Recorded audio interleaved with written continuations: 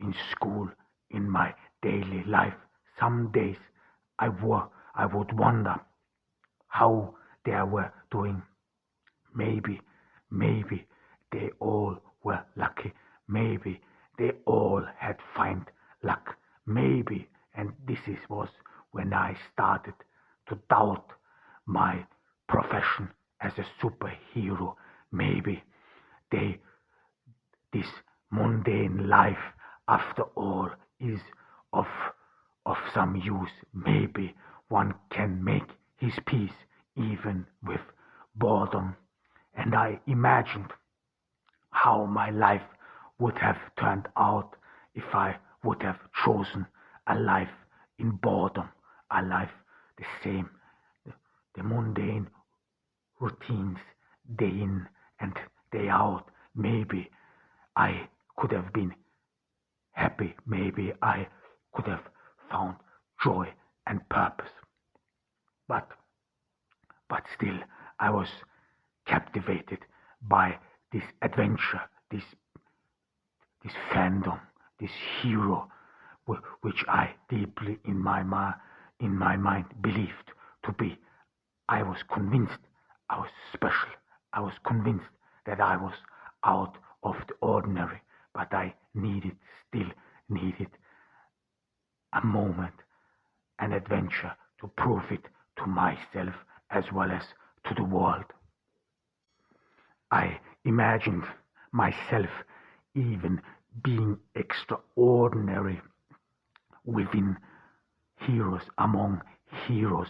I thought of myself that when one day I will come out as a hero, the world would be stunned, the world would left speechless, and I would be a great specimen among other heroes.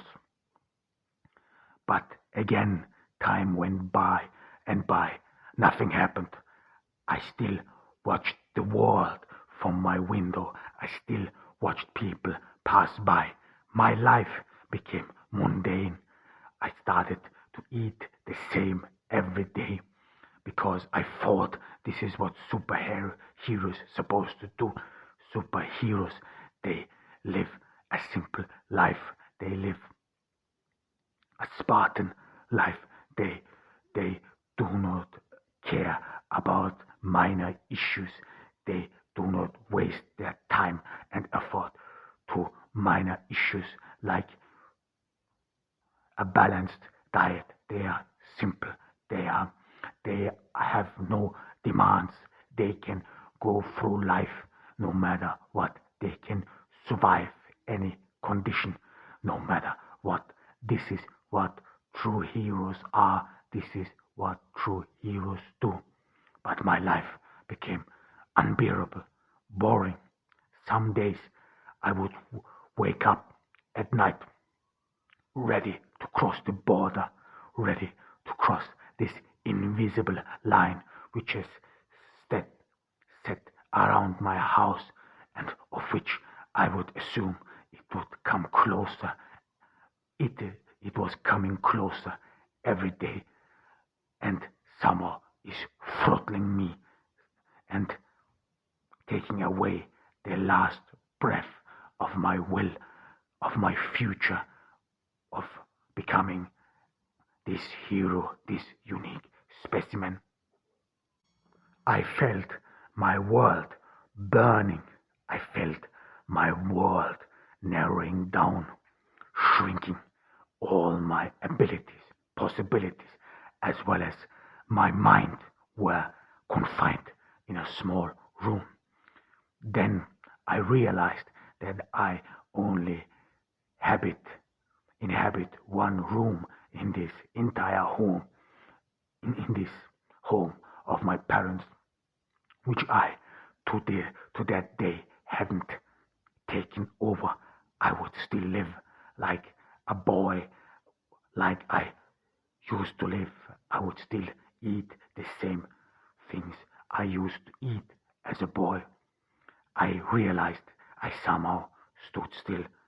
I watched on the wall. I saw a clock which has stopped ticking long ago, years ago, and this clock epitomized my life, epitomized the person I had become or still am, the person which never grew up, the person which stood still. And this he wanted to be so desperately, to become a hero, and all because of this. One day, when I walked into the supermarket to buy my daily groceries, I met John. John was a former classmate. He and I were not friends, not particularly, but we knew each other. He immediately recognized me. He seemed joyous. He seemed fulfilled. He talked about his work, about his family, about his life. And I do admit, I became jealous. I became jealous of what he had accomplished. He showed me a picture of his wife, and I became jealous of her beauty. She was one of the most beautiful women I had ever seen. And I looked at John. He appeared ordinary. This man, this ordinary guy who lives a mundane life, has found luck, has found fulfillment, has found the true wife, the true person, even maybe a soulmate, someone who admires her, admires him. I rushed home. I sat down and I stared into the space in front of me. I thought, actually, I didn't think anymore. I just stared like I would stare out of the window. But this time I stared in awe. I stared into the void like I would not understand what is going wrong. My reasons were amicable. I wanted to save the world. This is what I thought. Every hero does something good and he gets something in return for it. People need them. People need heroes. People need fighting villains. People need fighting monsters. But I felt I was left behind. I felt that I was nobody, just an ordinary guy who lives a mundane life like everyone else and who is even worse off than others. I kept pacing up and down. I wondered what went wrong. I thought to myself, could I get out there? I felt like that I had closed a door behind me and that now I am trapped in this place, that I'm trapped with the old memories, that I'm trapped in these cages which I never became aware before. I said to myself, what now? How could I change this all? What do I need in life?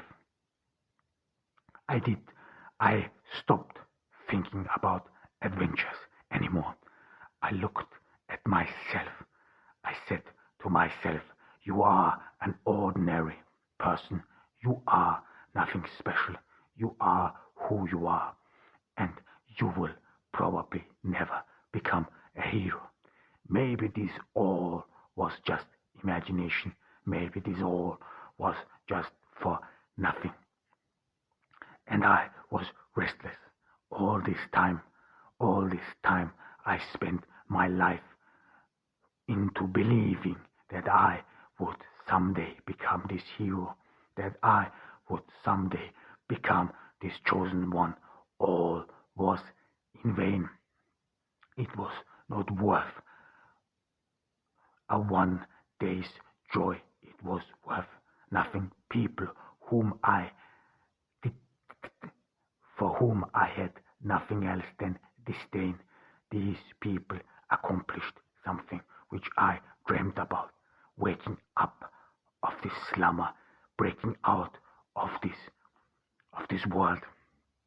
On that day, I saw John getting in his car and leaving this island, these borders I put around my car, around my home, around the place I would live. He could just leave, but I couldn't. I was trapped in this home. I was trapped in this empty place. I sat down and thought about it, and I think I even wept.